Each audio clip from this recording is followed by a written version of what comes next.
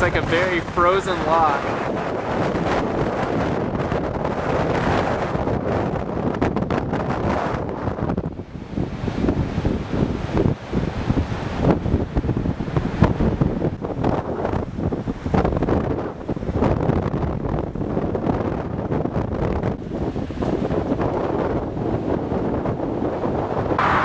Hey, this is Will Buchanan. I'm walking all the way across the country to New Hampshire in search of more freedom on a project called the Walk for Liberty. Today is December 7th, 2008, day 207. At the very beginning of the walk today, I passed the point where I'm just 100 miles from New Hampshire. And then there's approximately another 100 miles after that to get to the coast.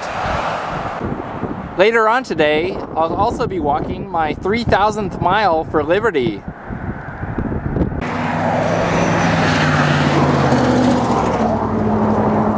As of this moment, I've walked 3,000 miles for liberty. It's kind of hard to believe I've actually walked this far.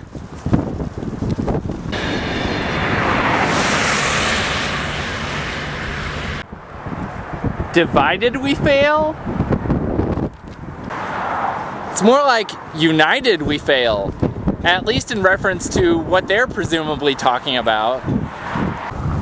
Based on the logo on that sign, I'm assuming that Divided We Fail organization somehow wants to unite the Democrats and Republicans, joining them together so we can end the gridlock in government and finally get to the job of passing more laws for the common good. I don't know if it does to you, but that sure sounds like a scary concept to me. I don't want to see any kind of unification or even meeting of the minds between the two major political parties, since that would result in more laws, and laws by definition restrict freedom, not secure freedom. Apparently that group is frustrated with the idea of having gridlock in government. They presumably see government as a force for good and making change to help people.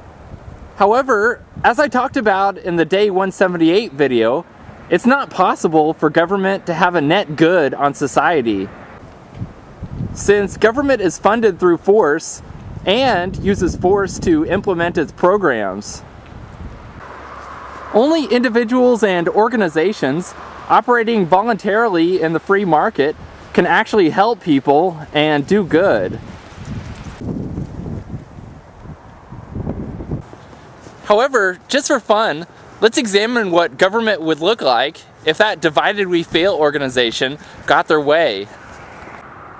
Since the Democrats and Republicans do have slightly different agendas, they would clearly have to compromise. And since the purpose of Congress is to pass more laws, not repeal them, that compromise would result in a "I'll scratch your back if you scratch mine" agreement.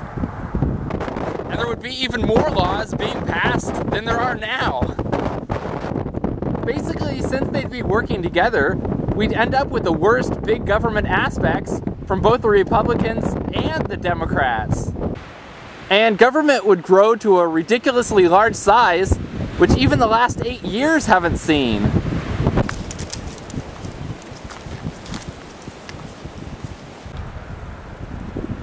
Although I'd ideally like to repeal as many laws as possible, letting people keep all the money they earn, and allowing them to voluntarily interact with others and otherwise live their lives the way they choose. The next best thing to that actually seems to be gridlock in government.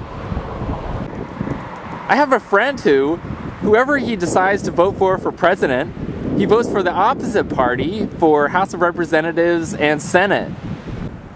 The idea being that if there are opposite parties in power in government, then they're more likely not to agree on things, gridlock will result, and fewer laws will get passed. I kind of like that idea. Divided we fail? No, it's more like united in government we fail. I say, bring on the gridlock.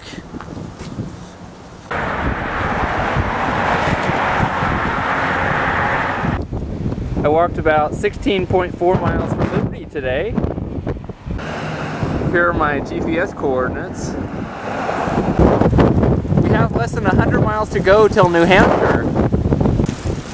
If you're interested in finding all the details about the party that we'll be having at the border, visit arrivalplans.walkforliberty.com. This is Will Buchanan, signing off.